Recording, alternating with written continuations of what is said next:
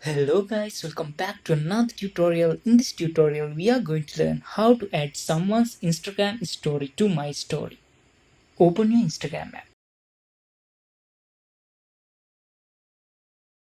Now let's see how to add story to your story that doesn't mention you.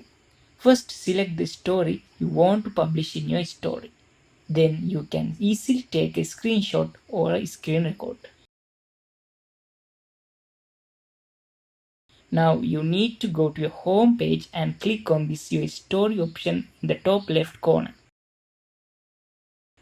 Here you can choose the story you get a screenshot or screen record previously and then tap on this button in here.